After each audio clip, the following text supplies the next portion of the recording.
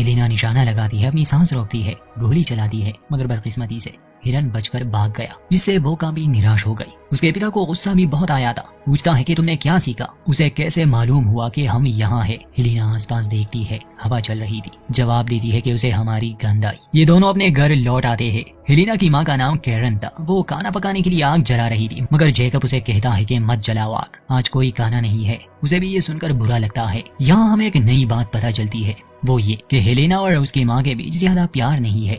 ज्यादातर वो हेलेना पर गुस्सा करती रहती है। यही वजह थी कि हेलेना को अपनी माँ से नफरत थी और अपने पिता से बहुत प्यार। सिर्फ इतना ही नहीं, प्यार तो कैरन और जेकब के बीच भी नहीं था, मानो जैसे कैरन बहुत ही बुरी औरत हो। हेलेना के शरीर पर बहुत सारे टैटूज थे जो उसके पिता ने बनवाए थे, और ये एक तरह से इनाम होता जब वो कोई अच्छा काम करती। और अच्छे काम से मतलब यही था कि जेकब की परीक्षा में पास होना। हेलेना जंगल में बहुत खुश रहती थी और उसका इकलौता दोस्त बस उसके पिता ही थे। अगले दिन हेलेना नदी के किनारे जाती है तो अपने पिता और माँ को पानी में देखती है, जैसे उसकी माँ गिर गई हो और उसके पिता मदद कर रहे हो। मगर कहानी के अंत में पता चल जाएगा कि असल में हो क्या रहा था। अगली रात जब हेलेना एक सीटी बजा रही थी तो उसकी माँ गुस्सा करती है और उसे सोने के लिए कहती है। यहाँ ज्यादा कुछ नहीं था, इसलिए हेलेना ने अपने लिए पत्तों और लकड़ियों से खिलौने बनाए थे। ये खिलौने भी याद रख के कहानी के बीच में मदद मिलेगी। खैर अगले दिन हेलेना अपने पिता के साथ खाने की तलाश में निकल जाती है। इन लोगों ने जगह जगह जानवरों के लिए जाल बिछाए थे। उन्हीं में से एक को देखकर इन्हें हैरानी हुई कि बस एक भेड़िया का कटा हुआ पैर था, बाकी वो गायब था। हेलेना पिता से पूछती है तो वो जवाब देते हैं कि जिंदा रहने के लिए उसने अपने एक पैर की बलि दे दी,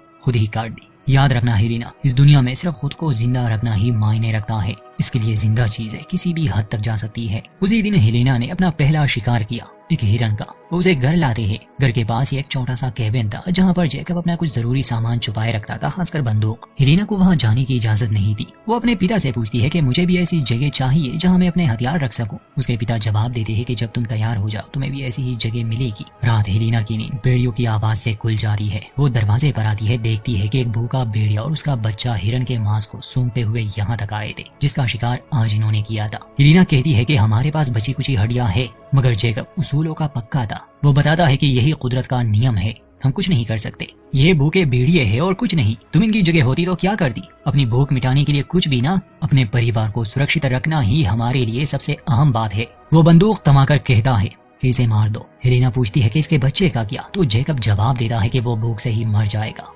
हेलेना नहीं कर पाती। जेकब उससे बंदूक ले लेता है और खुद ही उन दो भूखे जानवरों को मार देता है। अगले दिन जेकब अकेले ही शिकार पर निकला। हेलेना जिद कर रही थी कि मैं भी आपके साथ जाना चाहती हूँ। जेकब ने हेलेना का एक नाम रखा था, वो उसे लिटिल शैडो पुकारता था। कहता है कि आज नहीं, यही उसूल है। हेलेना बचपन से यहाँ थी। उसके जिंदगी में करने को ज्यादा कुछ नहीं था। जंगल उसका घर था और शिकार करना मकसद। वो और उसकी माँ घर पर अकेले ही थे कि दोपहर के समय बाइक पर बैठा एक आदमी वहाँ आया। वो इस जंगल में खो गया था। ये हेलेना के लिए पहली बार था जब वो अपने माता पिता के अलावा किसी और इंसान को देख रही थी, और ये बाइक तो उसके लिए एक नई चीज थी। उसने पहले ऐसा कुछ देखा ही नहीं। पिछले 12 साल से वो यहीं पर है। बाहर की दुनिया कैसी है, क्या है वहाँ, ये कभी हेलेना को बताया ही नहीं गया, न ही वो कुछ जानती थी। जब वो आदमी रास्ते का पूछता है तो घबराई हुई कैरन बाहर आई। उस आदमी से कहती है कि हमारी मदद करो, हमें यहाँ से निकालो, उसके आने से पहले ही हमें यहाँ से निकलना होगा।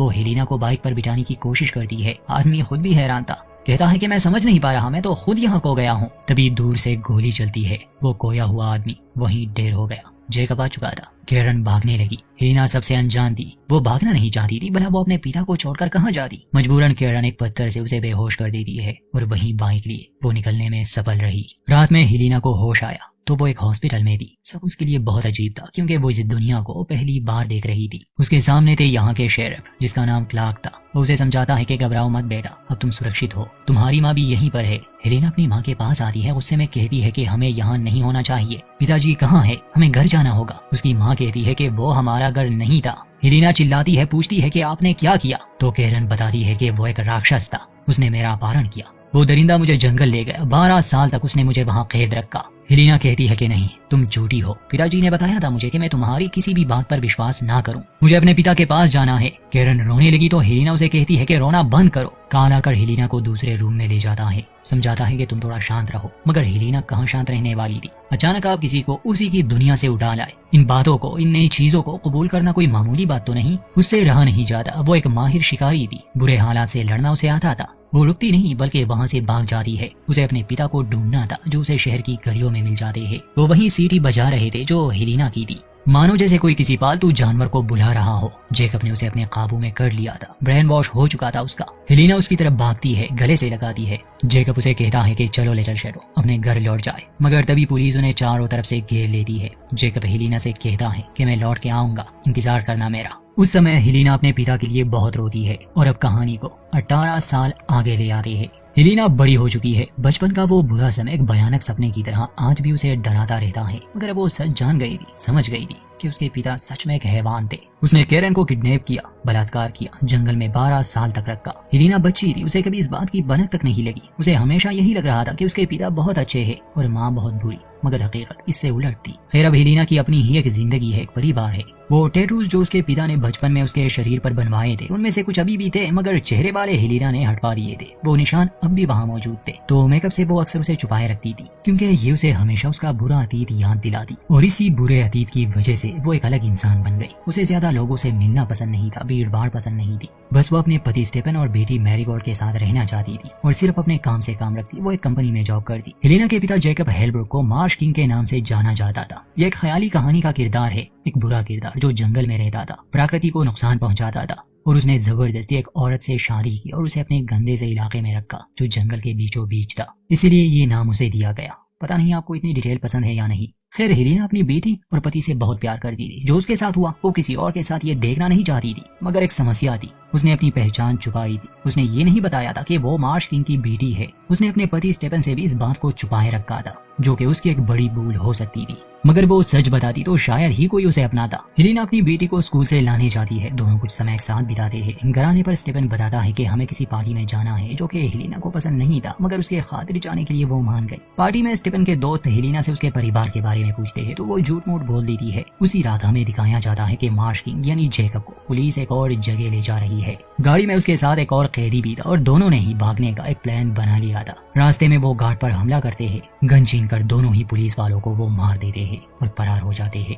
अगले दिन हेलेना को पुलिस की तरफ से कॉल आई। वो घर आती है। घर पुलिस से भरा था। सबसे पहले वो अपनी बेटी के बारे में पूछती है। पुलिस वाले बताते हैं कि तुम्हारे पिता भाग चुके हैं, क्या उसने तुमसे संपर्क किया? ये जान करके वो दरिंदा फिर से आजाद हो गया।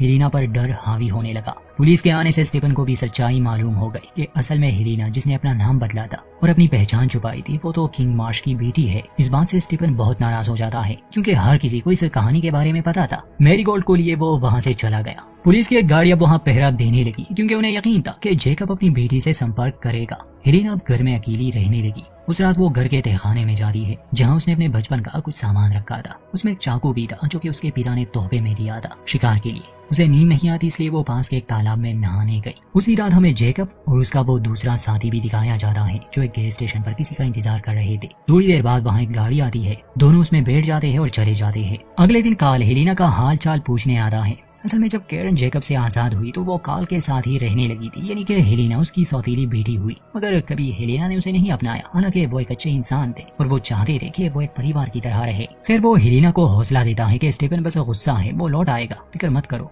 समय के साथ सब ठीक हो जाएगा। कुछ देर बाद वहाँ एक पुलिस वाला आता है। हेलेना को FBI वालों ने बुलाया था। स्टेशन जाने पर उसे पता चला कि कल रात कनाडा का बॉर्डर क्रॉस करते समय एक कार का एक्सीडेंट हुआ, जिसमें जेकब और उसका साथी था। कार बुरी तरह से जल गई है। 2 लाशें मिली है, जिसमें एक जेकब की हो सकती है। हेलेना को याद था कि जेकब के 3 दांत सोने के थे, तो उसी से ये अंदाजा लगा लेते हैं। हेलेना कुछ नहीं कहती। उसे समझ ही नहीं आ रहा था कि अपने पिता की मौत पर वो क्या महसूस करे, दुख या फिर खुशी। उस दिन स्टीफन मैरीगोल्ड को लिए घर आया।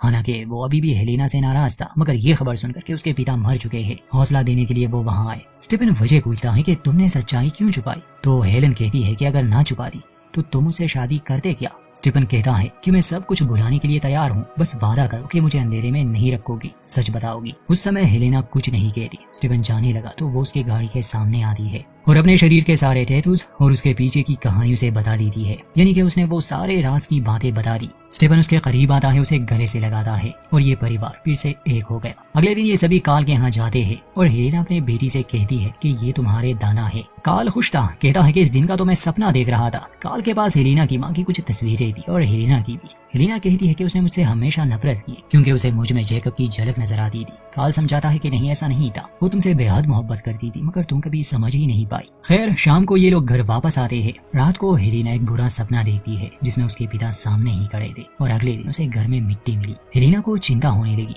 उसे यही लगने लगा कि शायद उसके पिता उनके पीछे है। मगर तब वो अपनी बेटी को देखती है जो अपने जूते साफ कर रही थी, तो घर में मौजूद मिट्टी शायद उसके पैरों की थी। मगर सिर्फ हेलेना को अंदाजा था कि जैकब कितना